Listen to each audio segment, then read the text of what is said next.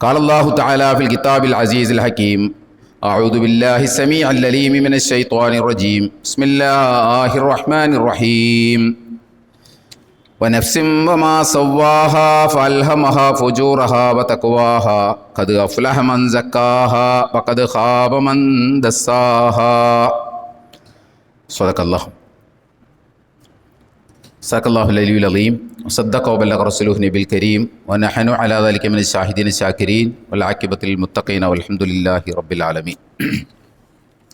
സ്നേഹം നിറഞ്ഞ സത്യവിശ്വാസികളായ സഹോദരി സഹോദരന്മാരെ, പ്രപഞ്ചനാഥനായ അള്ളാഹുവിൻ്റെ വിധിവിലക്കുകൾ അതിലംഘിക്കാതെ വ്യക്തിജീവിതത്തെയും കുടുംബജീവിതത്തെയും സാമൂഹ്യ ജീവിതത്തെയും മുന്നോട്ട് നയിക്കണമെന്ന് ആദ്യമായി എന്നോടും പിന്നീട് നിങ്ങളെയും വസിയത്ത് ചെയ്യുകയാണ്, ഉപദേശിക്കുകയാണ്. ജീവിതത്തിലുടനീളം അള്ളാഹു സുബ്ഹാനഹു വ തആലയുടെ നിയമ നിർദ്ദേശങ്ങളനുസരിച്ച് ജീവിക്കുവാനും അവസാനം പൂർണ്ണമായ ഈമാനോടുകൂടി ലോകത്ത് നിന്ന് വിട പറയുവാനും നാളെ അവൻ്റെ ജന്നാത്തുൽ ഫിർദൗസിൽ അംബിയാ മുർസലീങ്ങളോടൊപ്പം സന്തോഷം കഴിഞ്ഞുകൂടുവാനുമുള്ള തൗഫീക്ക് നൽകി അർഹമുർ റഹീമിനായ റബ്ബ് നമ്മെല്ലാവരെയും എല്ലാ അർത്ഥത്തിലും അനുഗ്രഹിക്കുമാറാകട്ടെ. നമുക്കറിയാം, പരിശുദ്ധ റമദാൻ നമ്മുടെ വളരെ അടുത്ത് എത്തി നിൽക്കുകയാണ്. ആത്മസംസ്കരണത്തിൻ്റെ മാസം എന്നൊക്കെയാണ് നാം മുഖ്യമായും പരിശുദ്ധ റമദാനിനെ വിശേഷിപ്പിക്കുന്നത്.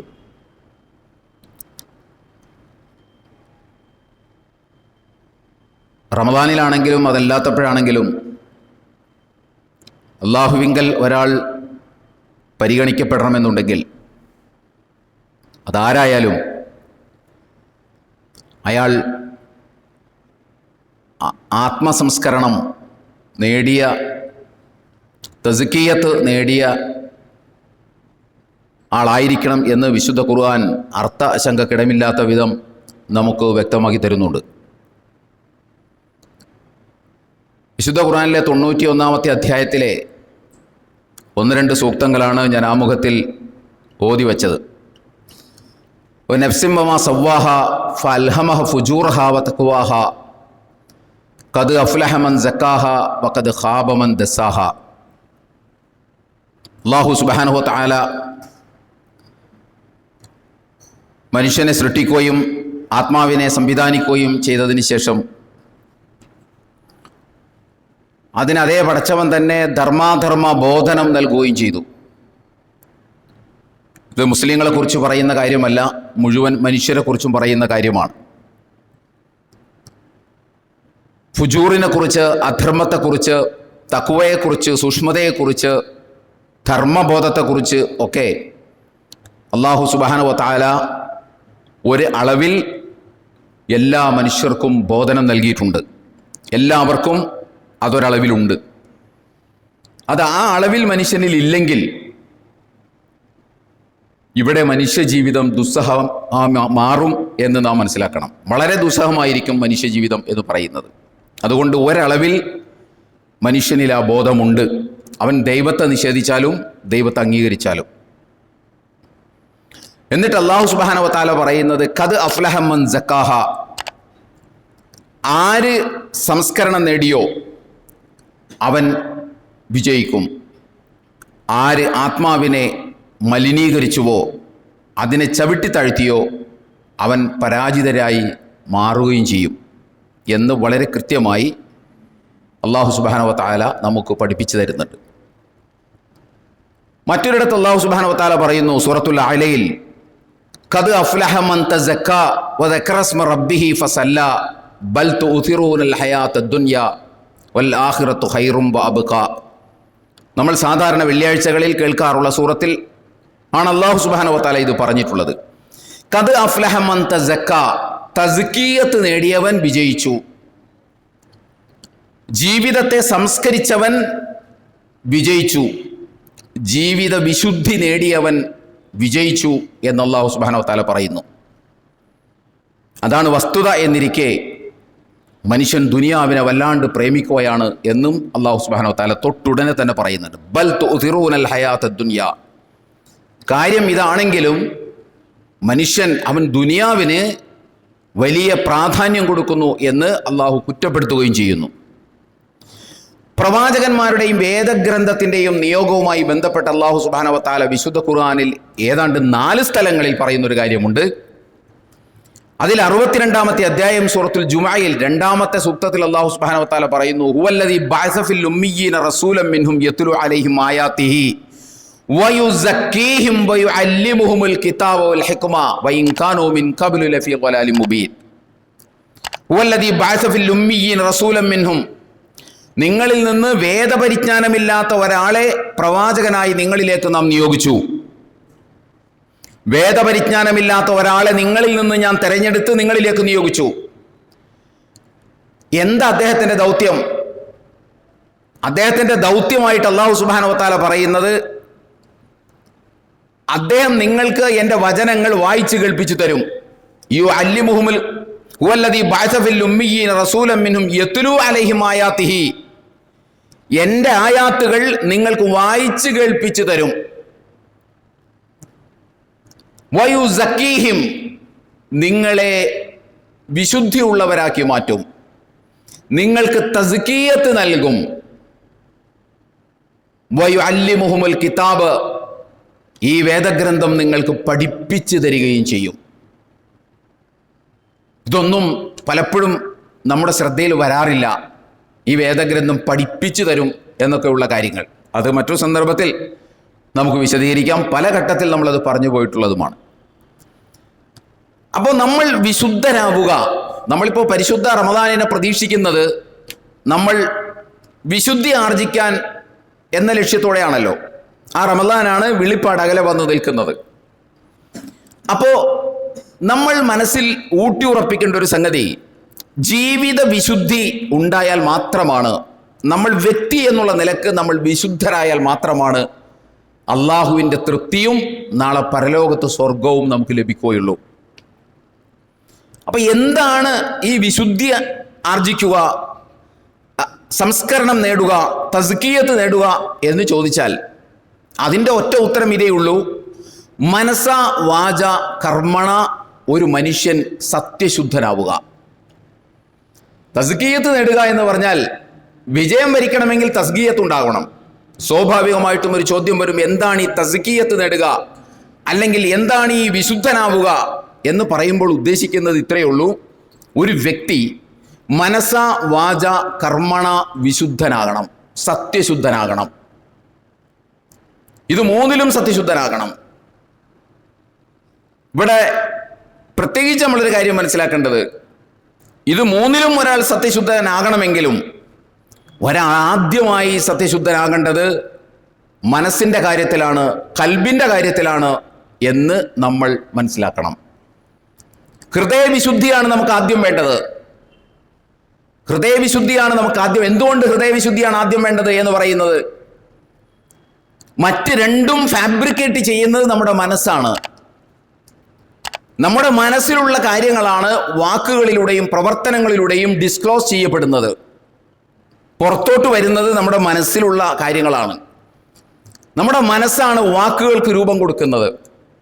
നമ്മളുടെ ഹൃദയമാണ് കർമ്മങ്ങൾക്ക് രൂപം കൊടുക്കുന്നത്. ഞാനിപ്പോൾ ഹൃദയവും മനസ്സും ഒക്കെ തമ്മിലുള്ള വ്യത്യാസം ഇപ്പോൾ പറയാൻ ഉദ്ദേശിക്കുന്നില്ല. നമ്മുടെ വിചാര കർമ്മങ്ങളൊക്കെ എവിടെയാണോ നടക്കുന്നത് അതിനെക്കുറിച്ചാണ് ഇപ്പോൾ നമ്മൾ പറയുന്നത്. ആ ഭാഗം നന്നാവണം.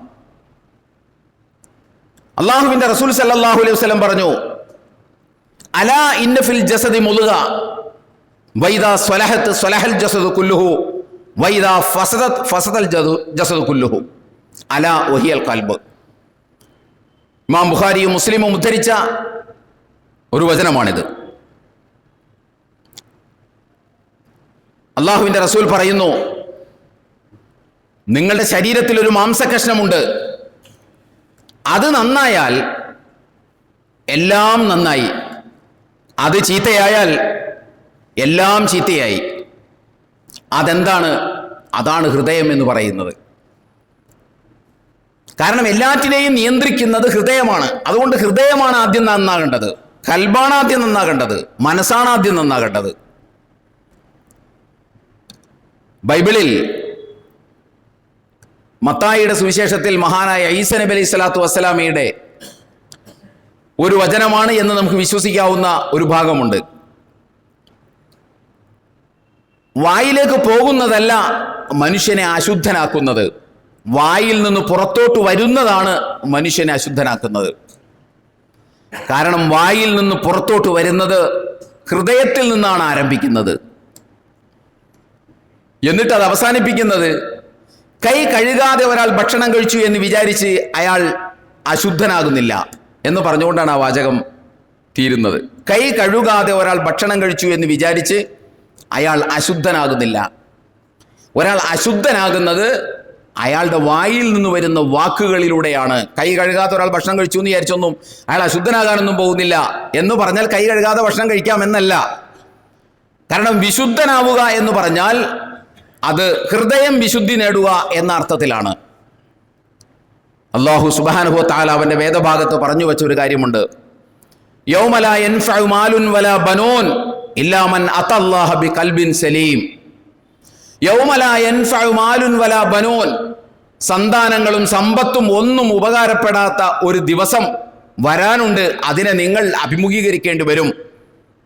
ആ ദിവസത്തിന്റെ പ്രത്യേകത ഇല്ലാ മൻ അത്തല്ലാഹ ബിഖൽബിൻ സലീം, സലീമായ ഹൃദയത്തോടുകൂടി ആർക്കാണോ അവിടെ എത്തിച്ചേരാൻ കഴിയുക അവർ മാത്രമാണ് രക്ഷപ്പെടുക. ഹൃദയത്തെ സലീമാക്കി മാറ്റാൻ, ഹൃദയത്തെ ശുദ്ധമാക്കി മാറ്റാൻ, ഹൃദയവിശുദ്ധിയുള്ള ഒരു വ്യക്തിയായി മാറാൻ നമ്മൾ ഓരോരുത്തരും ശ്രദ്ധിക്കേണ്ടതുണ്ട്, ശ്രമിക്കേണ്ടതുണ്ട്. റമദാനിനെ അതിന് നമുക്ക് ഉപയോഗപ്പെടുത്താം. പക്ഷേ നാം റമദാനിലേക്ക് പ്രവേശിക്കുമ്പോൾ നമുക്കറിയാം നമ്മുടെ ഹൃദയത്തെ മലിനമാക്കുന്ന ഒരുപാട് എലമെന്റ്സ് ഉണ്ട്.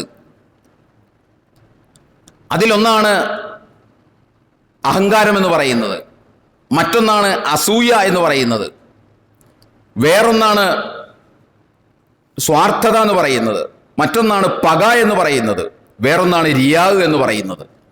ഇങ്ങനെ ഒരു കുറേ എലമെന്റ്സ് ഉണ്ട് മനുഷ്യ മനസ്സിനെ മലിനമാക്കുന്നത്. നമുക്കറിയാം മനസ്സെടുത്താലും ഹൃദയമെടുത്താലും രണ്ട് തരത്തിലുള്ള തകരാറുകൾ ഇതിനെ ബാധിക്കും. രണ്ട് തരത്തിലുള്ള തകരാറുകൾ ബാധിക്കും മനസ്സെടുത്താലും ഹൃദയമെടുത്താലും. മനസ്സെടുത്താൽ മനസ്സിന്റെ താളം തെറ്റും. മനോനില തെറ്റുന്ന ആളുകളെ നമുക്ക് പല അളവിൽ കാണാൻ സാധിക്കും. ചിലരെ നമ്മൾ ഭ്രാന്തന്മാരെന്ന് വിളിക്കും, അതല്ലാത്തവരെ ചെറിയ മാനസിക പ്രശ്നമുള്ളവരെന്ന് വിളിക്കും. അത് മനസ്സിന്റെ ബാലൻസ് തെറ്റുന്നതാണ്. ഹൃദയത്തിന്റെ കാര്യമെടുത്താലും ഹൃദയത്തിനും രോഗം ബാധിക്കും. അതിനെയാണ് നമ്മൾ ഹാർട്ട് ഡിസീസ് എന്ന് പറയുന്നത്, കാർഡിയാക് ഇഷ്യൂസ് എന്ന് പറയുന്ന അതിനെയാണ്. ഹൃദയത്തിന് രോഗം ബാധിക്കും. ഈ രണ്ടിനെയും, ഈ രോഗം ബാധിക്കുന്നതോടൊപ്പം തന്നെ രണ്ടും മലിനമാകും എന്നുകൂടി നമ്മൾ മനസ്സിലാക്കണം.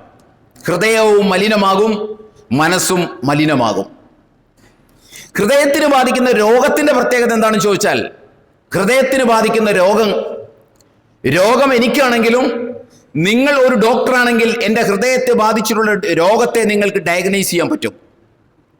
നിങ്ങൾക്ക് പരിശോധിച്ച് ലക്ഷണങ്ങൾ നോക്കിയും അതല്ലാതെ ഉപകരണങ്ങളുടെ സഹായത്തോടു കൂടിയും നിങ്ങൾക്ക് എന്ത് ചെയ്യാൻ കഴിയും? നിങ്ങൾക്ക് രോഗം തിരിച്ചറിയാൻ കഴിയും. എൻ്റെ മനസ്സിനാണ് രോഗം ബാധിച്ചിട്ടുള്ളതെങ്കിൽ ആ രോഗവും നിങ്ങൾക്ക് തിരിച്ചറിയാൻ കഴിയും. അതുമായി ബന്ധപ്പെട്ട ഒരു ഡോക്ടർക്ക്, ഒരു സൈക്കാട്രിസ്റ്റിന് ഒരാളുടെ മനസ്സിനെ ബാധിച്ചിട്ടുള്ള രോഗം എന്താണ് എന്ന് തിരിച്ചറിയാൻ കഴിയും.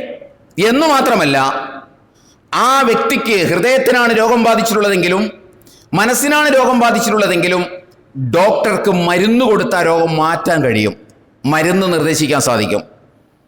മറ്റൊരാൾക്ക് ഡയഗ്നൈസ് ചെയ്യാൻ പറ്റും, മറ്റൊരാൾക്ക് മരുന്ന് നിർദ്ദേശിച്ച് അത് ചികിത്സിച്ച് ഭേദമാക്കാൻ പറ്റും. എന്നാൽ ഹൃദയമാണെങ്കിലും മനസ്സാണെങ്കിലും മലിനമായി കഴിഞ്ഞാൽ അത് മറ്റൊരാൾക്കത് മനസ്സിലാവില്ല. മറ്റൊരാൾക്ക് ഒരു ഉപകരണത്തിന്റെ സഹായത്തോടു കൂടിയും ഹൃദയം മലിനമായത് അറിയാൻ കഴിയില്ല, മനസ്സ് മലിനമായത് അറിയാൻ കഴിയില്ല. എന്നു മാത്രമല്ല, മലിനമായ ഹൃദയത്തെ മരുന്ന് കൊടുത്ത് നന്നാക്കാൻ പറ്റില്ല. രോഗം ബാധിച്ച ഹൃദയത്തെ മരുന്ന് കൊടുത്ത് നന്നാക്കാൻ പറ്റുമ്പോഴും മലിനമായ ഹൃദയത്തെ മരുന്ന് കൊടുത്ത് നന്നാക്കാൻ കഴിയില്ല.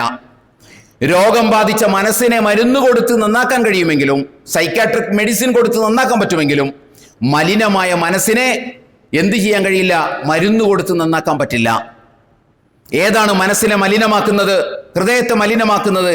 അഹങ്കാരമാണ്, അസൂയയാണ്, പകയാണ്, വിദ്വേഷമാണ്, പ്രകടനാത്മകതയാണ്, സ്വാർത്ഥതയാണ് മനുഷ്യന് മനസ്സിനെ, ഹൃദയത്തെ വല്ലാണ്ട് മലിനീകരിക്കുന്നത്. ഇനി ഞാൻ മറ്റൊരു കാര്യം കൂടി നിങ്ങളുടെ ശ്രദ്ധയിൽപ്പെടുത്താൻ ഉദ്ദേശിക്കുകയാണ്. നമ്മൾ പാപങ്ങൾ ചെയ്യുന്നവരാണ്. നമ്മൾ പലതരത്തിലുള്ള പാപങ്ങൾ ചെയ്യുന്നുണ്ട്. ഈ പാപങ്ങളെ മുഖ്യമായി നമുക്ക് രണ്ടായി വേർതിരിക്കാൻ പറ്റും. ഒന്ന് ജസദിയായ പാപവും മറ്റൊന്ന് കൽബിയായ പാപവും. ഞാൻ ഈ പറയുന്ന കാര്യങ്ങൾ നിങ്ങൾ നന്നായി ശ്രദ്ധിക്കേണ്ടതുണ്ട്. കാരണം നമ്മൾ നന്നാവുന്ന പ്രശ്നമാണ് നമ്മളിവിടെ നിന്ന് പറയുന്നത്. നമ്മളെക്കുറിച്ചാണ് നമ്മൾ പറയുന്നത്, പുറത്തുള്ള ആളുകളെ കുറിച്ചല്ല. നമ്മളെക്കുറിച്ചാണ്, നമ്മൾ നന്നാവുന്നതിനെ കുറിച്ചാണ്. നന്നാവാനുള്ള ശ്രമത്തോടു കൂടി വേണം നമ്മൾ റമദാനിലേക്ക് പ്രവേശിക്കാൻ. അല്ലെങ്കിൽ പിന്നെ ഈ ചെയ്തികളെല്ലാം പാഴ്വേലയായി പരിണമിക്കും എന്നുകൂടി നാം തിരിച്ചറിയണം. നമ്മൾ കള്ളു കുടിച്ചാൽ അത് നമ്മുടെ ശരീരം കൊണ്ട് ചെയ്യുന്ന പാപമാണ്. അതിനെയാണ് നമ്മൾ ജസദിയായ പാപം എന്ന് മനസ്സിലാകാൻ വേണ്ടി പറയുന്നത്. നമ്മൾ വ്യഭിചരിച്ചാൽ നമ്മുടെ ശരീരം കൊണ്ട് ചെയ്യുന്ന ഒരു പാപമാണത്. അതിനെയാണ് നമ്മൾ ജസദിയായ പാപം, ശരീരം കൊണ്ട് ചെയ്യുന്ന പാപം എന്ന് നമ്മൾ പറയുന്നത്. ഈ പാപത്തിന്റെ പ്രത്യേകത എന്താണെന്ന് ചോദിച്ചാൽ, അത് ചെയ്യുന്നവനും അറിയാൻ കഴിയും ഞാൻ ചെയ്യുന്നത് തെറ്റാണ് എന്ന്, കണ്ടു നിൽക്കുന്നവനും അറിയാൻ കഴിയും അയാൾ ചെയ്യുന്നത് തെറ്റാണ് എന്ന്. അതാണ് ആ പാപത്തിന്റെ പ്രത്യേകത. ഇതുകൊണ്ട് രണ്ട് ഗുണമുണ്ട്. ചെയ്യുന്നവന് കുറ്റബോധമുണ്ടാകും, കണ്ടു നിൽക്കുന്നവന് ചെയ്തവനെ തിരുത്താൻ അവസരമുണ്ടാകും. ഇതാണ് ആ പാപങ്ങളുടെ പ്രത്യേകത. ഞാൻ കള്ളു കുടിക്കുന്നത് കണ്ടാൽ, കള്ളു കുടിക്കുന്ന എനിക്ക് തന്നെ കള്ളു കുടിക്കുമ്പോഴും ഒരു കുറ്റബോധം ഉണ്ടാകും, ഒരു മുസ്ലിം എന്നുള്ള നിലയ്ക്ക് ഞാനിത് ചെയ്യാൻ പാടില്ല എന്ന്. കള്ളു കുടിക്കുന്നത് കാണുന്ന നിങ്ങൾക്ക് എന്നോട് ഉപദേശിക്കാൻ പറ്റും, തെറ്റാണെന്ന് നിങ്ങൾ തിരിച്ചറിയുകയും നിങ്ങൾക്ക് എന്നെ ഉപദേശിക്കാൻ പറ്റും, നിങ്ങൾ മദ്യപിക്കരുത്, അള്ളാഹു സുബ്ഹാനഹു വ തആല വിരോധിച്ചതാണ്, നിരോധിച്ചതാണ് എന്ന്. അതാണ് ജസദിയായ പാപങ്ങളുടെ പ്രത്യേകത. എന്നാൽ കൽബിയായ പാപങ്ങളുണ്ട്. കൽബിയായ പാപങ്ങളിൽപ്പെട്ടതാണ് ഞാൻ ഈ പറഞ്ഞ സംഗതി. അഹങ്കാരം, അസൂയ, സ്വാർത്ഥത, റിയ അഥവാ പ്രകടനാത്മകത, പക, വിദ്വേഷം എന്നൊക്കെ പറയുന്നത് കൽബിയായ പാപങ്ങളാണ്. ഈ പാപങ്ങളുടെ പ്രത്യേകത, ഈ പാപങ്ങളുടെ ഒരു പ്രത്യേകത ഞാൻ പറഞ്ഞു, ഇതും മറ്റൊരാൾക്ക് ഡയഗ്നൈസ് ചെയ്യാൻ പറ്റില്ല. ഒരു ഡോക്ടർ എത്ര വിദഗ്ധനാണെങ്കിലും ഇത് ഡയഗ്നൈസ് ചെയ്യാൻ പറ്റില്ല. ഒരാളുടെ മനസ്സിൽ അസൂയ ഉണ്ടോ എന്ന് ലോകത്തെ എല്ലാ ഡോക്ടർമാരും കൂടിയാലും ഡയഗ്നൈസ് ചെയ്യാൻ പറ്റില്ല. ഇത് ഡയഗ്നൈസ് ചെയ്യാൻ പറ്റുന്നത് എനിക്ക് മാത്രമാണ്. എൻ്റെ മനസ്സിൽ അതുണ്ടോ എന്ന്, എൻ്റെ മനസ്സിൽ ഈ പറയുന്ന മനസ്സിനെ മലിനമാക്കുന്ന എലമെന്റുകൾ ഉണ്ടോ എന്ന് പരിശോധിക്കാൻ എനിക്ക് മാത്രമാണ് സാധിക്കുക. അതും അത്ര എളുപ്പം സാധിക്കുന്നൊരു കാര്യമല്ല. അതിന് പുറമെയാണ് ഞാൻ ഈ പറഞ്ഞത്, കൽബിയായ പാപങ്ങൾ എന്ന് പറയുന്ന ഈ പാപങ്ങൾ, അഹങ്കരിക്കുക, അസൂയപ്പെടുക, പക മനസ്സിൽ സൂക്ഷിക്കുക, പ്രകടനാത്മകത കാണിക്കുക, ഇത്തരം കൽബിയായ പാപങ്ങളുടെ പ്രത്യേകത അതൊന്നാമത് നമുക്ക് പോലും പെട്ടെന്ന് തിരിച്ചറിയാൻ കഴിയില്ല.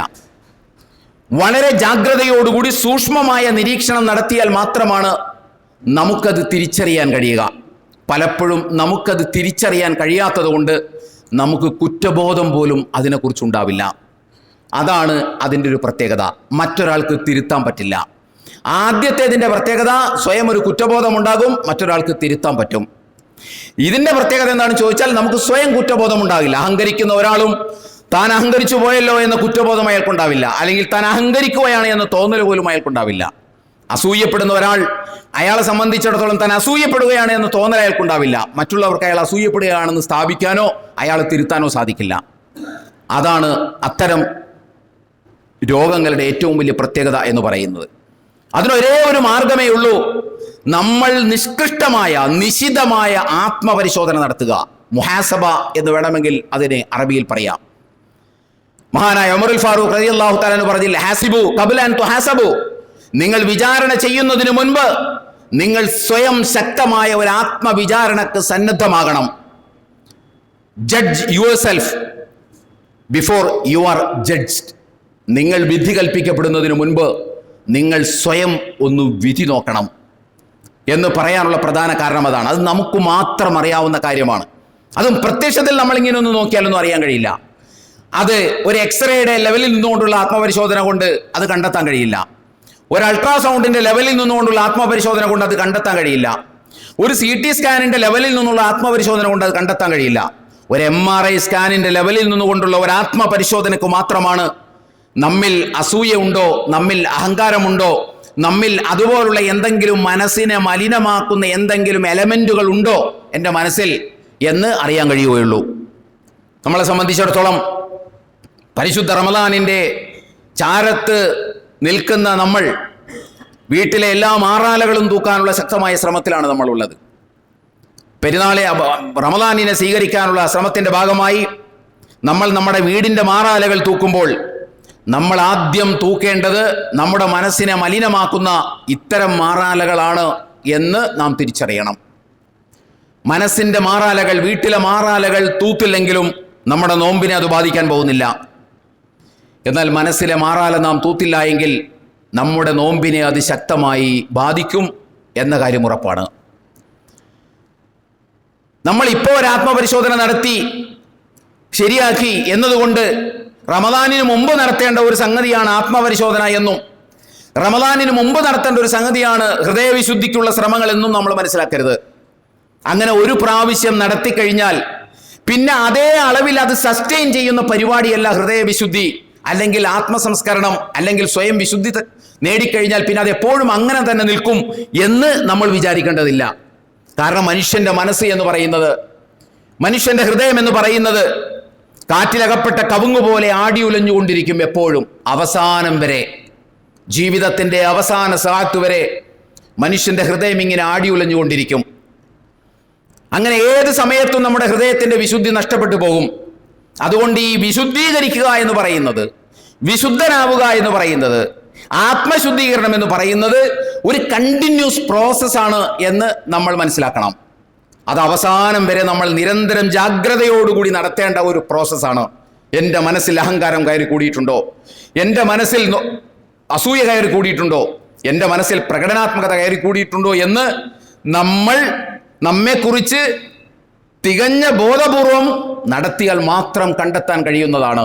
അത് കണ്ടെത്തി നമ്മൾ അത് ശുദ്ധീകരിച്ചില്ല എങ്കിൽ നമ്മൾ പരാജയപ്പെട്ടവരിലായി പോകും എന്ന് നാം മനസ്സിലാക്കണം.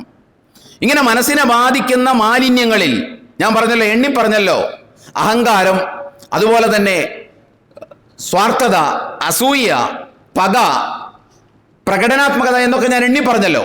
ഇതിൽ മനുഷ്യ മനസ്സിനെ ബാധിക്കുന്ന ഏറ്റവും വലിയ, മനസ്സിനെ മലിനമാക്കുന്ന ഏറ്റവും വലിയ തകരാറാണ് അഹങ്കാരം എന്ന് പറയുന്നത്. അഹങ്കാരം നമ്മൾ സാധാരണയായി ധാരാളം പ്രയോഗിക്കുന്നൊരു വാക്കാണ് അഹങ്കാരം എന്ന് പറയുന്നത്. പക്ഷെ എന്താണ് ഈ അഹങ്കാരം എന്ന് ചോദിച്ചാൽ നമുക്ക് ആർക്കും പ്രത്യേകിച്ച് ഇന്നതാണ് അഹങ്കാരം. അസൂയ എന്ന് പറഞ്ഞാൽ നമുക്ക് പിന്നെയും പറയാൻ പറ്റും അസൂയ എന്താണെന്നുള്ളത്. പ്രകടനാത്മകത എന്താണെന്ന് ചോദിച്ചാൽ പിന്നെയും നമുക്ക് പറയാൻ കഴിയും പ്രകടനാത്മകത ഇന്നതാണെന്ന്. സ്വാർത്ഥത ഇന്നതാണെന്ന് പറയാൻ കഴിയും, പക ഇന്നതാണെന്ന് പറയാൻ കഴിയും. അഹങ്കാരം ഇന്നതാണ് എന്ന് അതിനൊരു പർട്ടിക്കുലർ ഡെഫിനിഷൻ നൽകാൻ നമുക്ക് പലപ്പോഴും കഴിയാറില്ല. അതുകൊണ്ട് നമ്മൾ വിചാരിക്കുന്നത് നമുക്ക് അഹങ്കാരമൊന്നുമില്ല എന്നാണ്. എന്നാൽ അഹങ്കാരം എന്താണ് എന്ന് പഠിക്കാൻ ഏറ്റവും നല്ല മാർഗം എന്താണെന്ന് ചോദിച്ചാൽ അള്ളാഹും ഇബ്ലീസും തമ്മിലുള്ള ഒരു സംഭാഷണം വിശുദ്ധ ഖുർആൻ പറഞ്ഞു വെക്കുന്നുണ്ട്. സൂറത്തുൽ ബഖറയിൽ, സൂറത്തുൽ അഅറാഫിലുമായി അള്ളാഹുവും ഇബ്ലീസും തമ്മിലുള്ള ഒരു സംഭാഷണം നമുക്കെല്ലാവർക്കും അറിയാം. ഒന്നാമത് അഹങ്കാരം എന്ന് പറയുന്നത് ഞാൻ എന്ന ബോധമാണ്.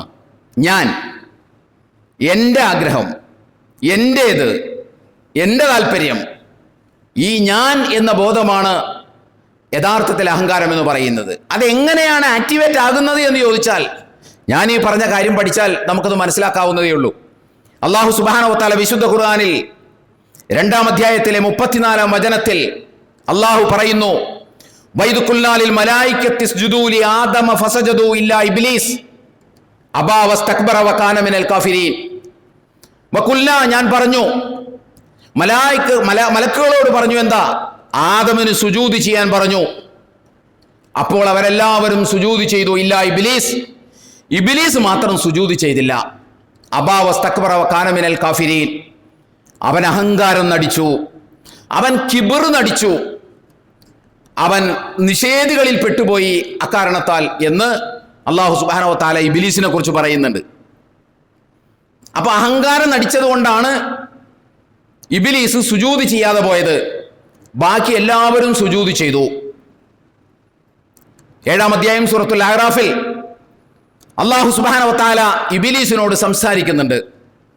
കാല മാ മനഅക അല്ലാ തസ്ജുദ ഇത് അമർത്തുക.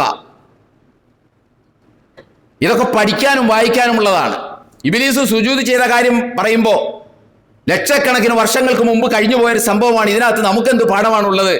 അത് ഇബിലീസിനെ വെറുക്കാൻ വേണ്ടി നമ്മളെ പഠിപ്പിച്ച പാഠമാണ് എന്നൊക്കെയാണ് നമുക്ക് പലപ്പോഴും തോന്നാറുള്ളത്. അതിനെ നമ്മളെപ്പോഴും വെറുത്തിരിക്കുകയാണല്ലോ.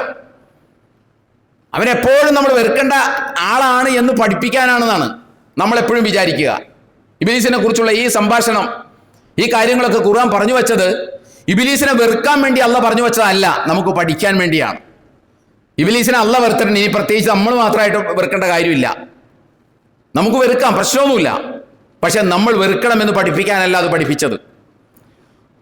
അല്ലാഹു സുബ്ഹാനഹു വ തആല പറയുന്നു, മാ മനാക അല്ലാ തസ്ജുദ ഇത് അമർത്തുക, ഞാൻ കൽപ്പിച്ചപ്പോൾ എന്തുകൊണ്ടാണ് സുജൂദ് ചെയ്യാൻ നീ സന്നദ്ധമാകാതിരുന്നത്? എന്താ അതിൻ്റെ കാരണമെന്ന് ഇബ്ലീസിനോട് അല്ലാഹു സുബ്ഹാനഹു വ തആല ചോദിക്കുകയാണ്. ഇബ്ലീസായിട്ടുള്ള വർത്തമാനമാണ്. എന്താണ് തടഞ്ഞത്? സുജൂദ് ചെയ്യാൻ പറഞ്ഞപ്പോൾ എല്ലാവരും സുജൂദ് ചെയ്തല്ലോ, നിന്നെ എന്താണ് തടഞ്ഞത് എന്ന് ചോദിച്ചപ്പോൾ ഇവിടെ നമുക്കറിയാത്ത ഒരു ചോദ്യത്തിൻ്റെ ഉത്തരമുണ്ട്. ഇബ്ലീസ് എന്ന് പറയുന്നത് തീയിൽ നിന്ന് സൃഷ്ടിച്ചതാണ്. മലക്കുകൾ എന്ന് പറയുന്നത് മറ്റൊരു സൃഷ്ടിയാണ്. ഇവിടെ അള്ളാഹു പറയുന്നത് വഇദ് ഖുൽനാലിൽ മലായികത്തി ഇസ്ജുദു, മലക്കുകളോട് സുജൂദ് ചെയ്യാൻ ഞാൻ കൽപ്പിച്ചു എന്നാണ്. മലക്കുകളുടെ വംശത്തിൽപ്പെട്ടതല്ല ഇബ്ലീസ്. സ്വാഭാവികമായിട്ടും ഇബ്ലീസ് അവിടെ സുജൂദ് ചെയ്യേണ്ടതില്ല. സുജൂദ് ചെയ്യേണ്ട കാര്യമില്ലല്ലോ. കാരണം മലക്കുകളോടാണല്ലോ പറഞ്ഞത് വഇദ് ഖുൽനാ ലിൽ മലായികത്തി ഇസ്ജുദു, മലക്കുകളോട് നാം കൽപ്പിച്ചു സുജൂദ് ചെയ്യാൻ. ഇല്ല, ഇബ്ലീസ് സുജൂദ് ചെയ്തില്ല. യഥാർത്ഥത്തിൽ ഇബ്ലീസ് സുജൂദ് ചെയ്യേണ്ട കാര്യമില്ല അവിടെ. കാരണം ഇബ്ലീസിനോട് സുജൂദ് ചെയ്യാൻ പറഞ്ഞിട്ടില്ല, മലക്കുകളോട് സുജൂദ് ചെയ്യാൻ പറഞ്ഞിട്ടുള്ളൂ. സ്വാഭാവികമായിട്ടും ഇബ്ലീസ് ആ ചോദ്യത്തിന് മാ മനാക്ക എന്താണ് നിന്നെ തടഞ്ഞത് എന്ന ചോദ്യത്തിന് ഇബ്ലീസ് ഇത്രയും പറഞ്ഞാൽ മതിയായിരുന്നു.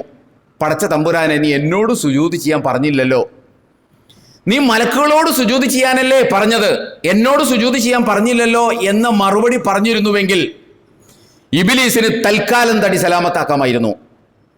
പക്ഷേ ഇബ്ലീസിന്റെ മനസ്സിലുള്ള ഈ ഞാൻ ബോധം കാരണം യാഥാർത്ഥ്യ ബോധം ഇബ്ലീസിന് നഷ്ടപ്പെട്ടു പോയി.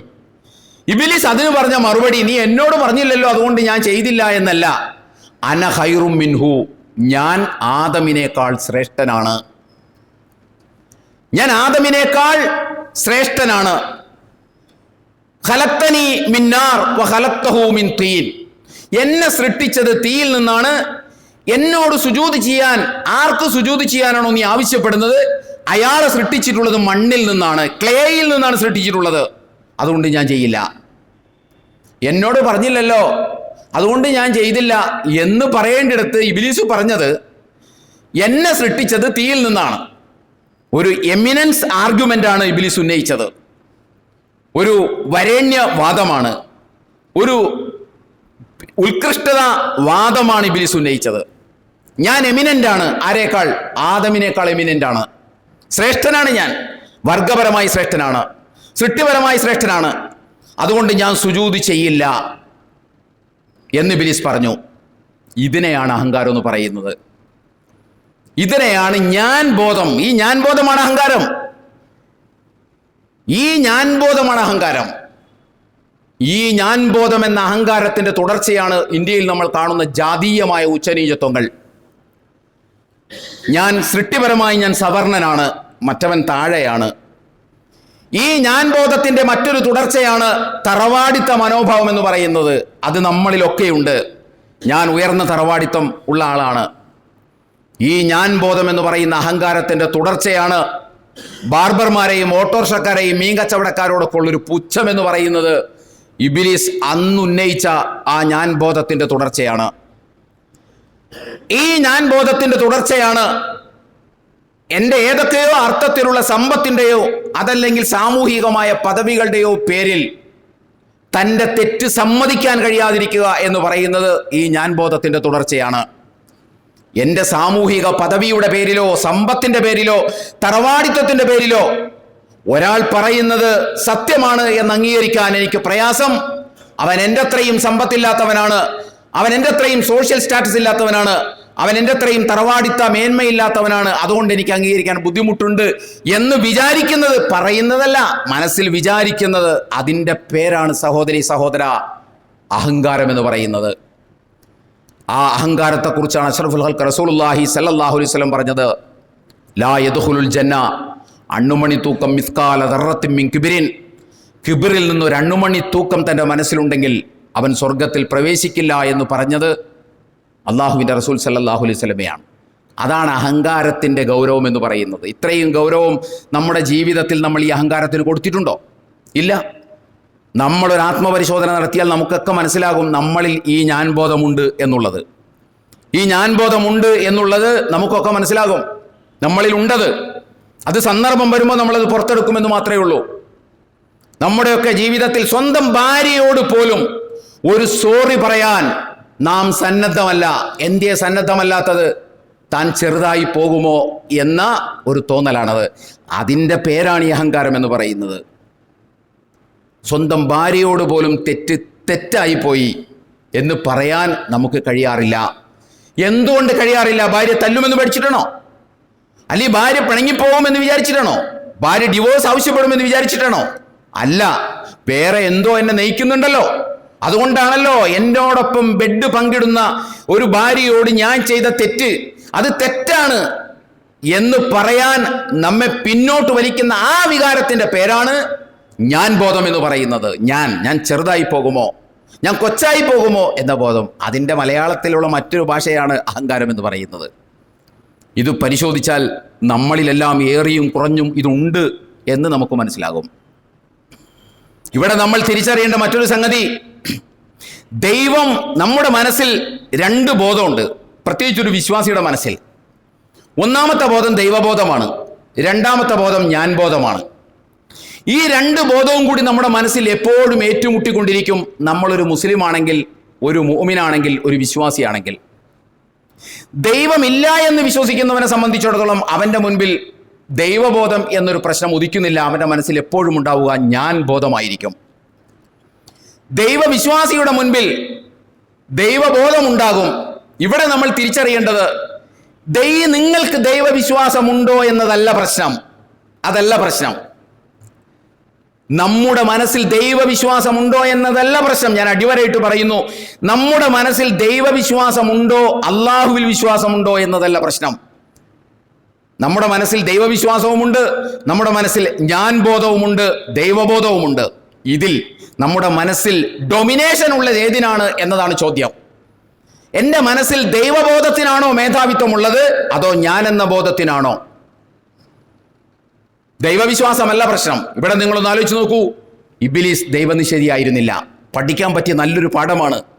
ഇബ്ലീസ് ദൈവനിഷേധിയായിരുന്നില്ല, ഇബ്ലീസ് ദൈവവിശ്വാസിയായിരുന്നു.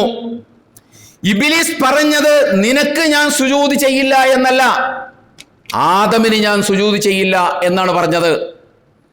പ്രശ്നം ദൈവവിശ്വാസമുണ്ടോ എന്നതല്ല.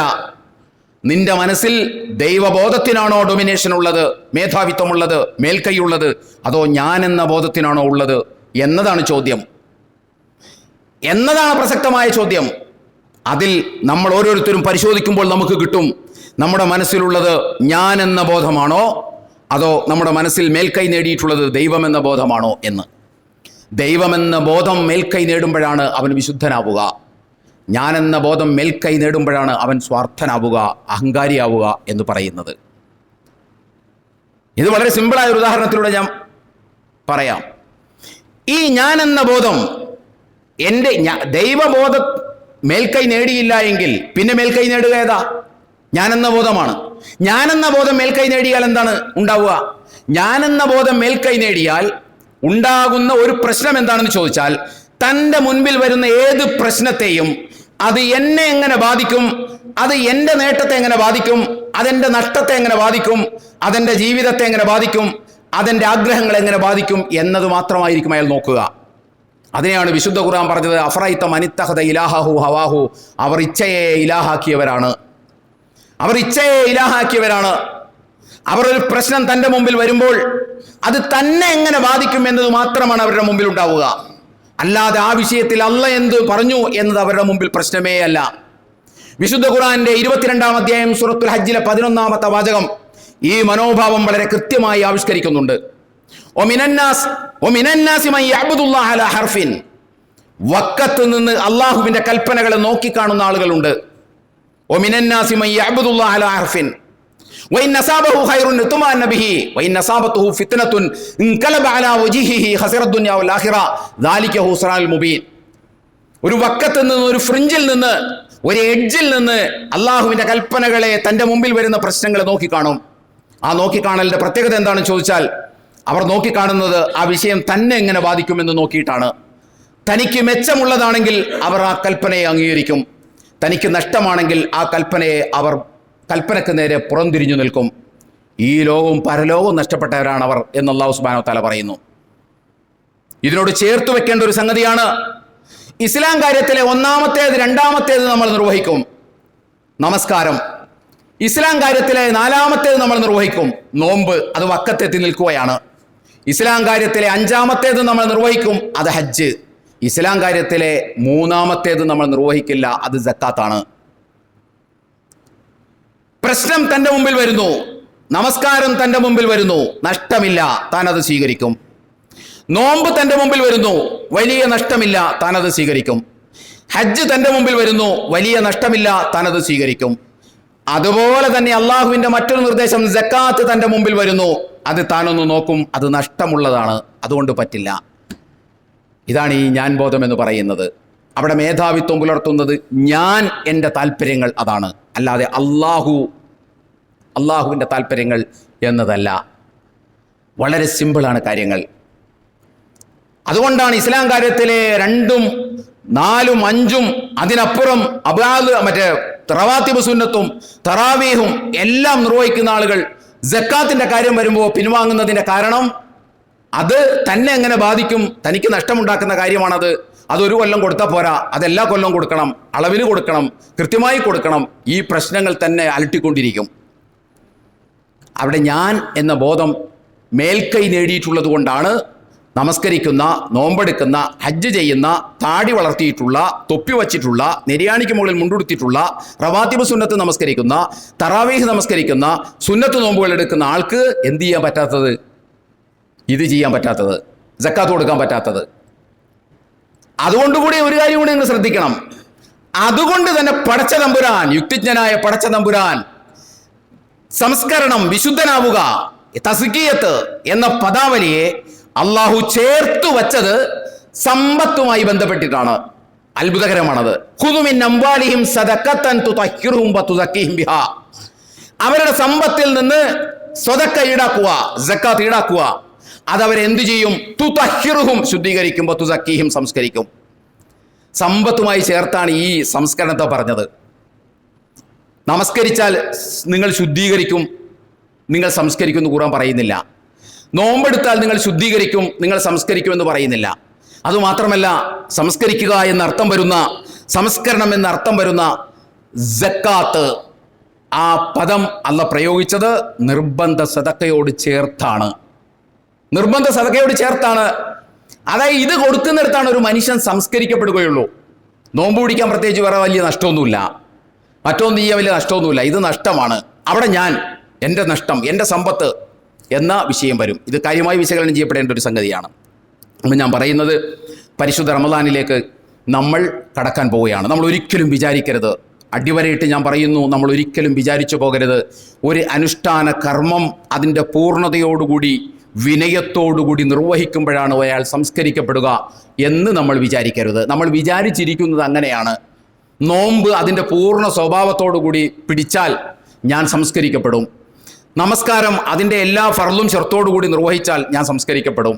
ഹജ്ജ് അതിൻ്റെ എല്ലാ അളവോടും കൂടി നിർവഹിച്ചാൽ ഞാൻ സംസ്കരിക്കപ്പെടും എന്ന് നമ്മൾ വിചാരിക്കരുത്. ഒരു അനുഷ്ഠാന കർമ്മം കൃത്യമായി നിർവഹിക്കുന്നതിലല്ല ഒരാൾ സംസ്കരിക്കപ്പെടുക.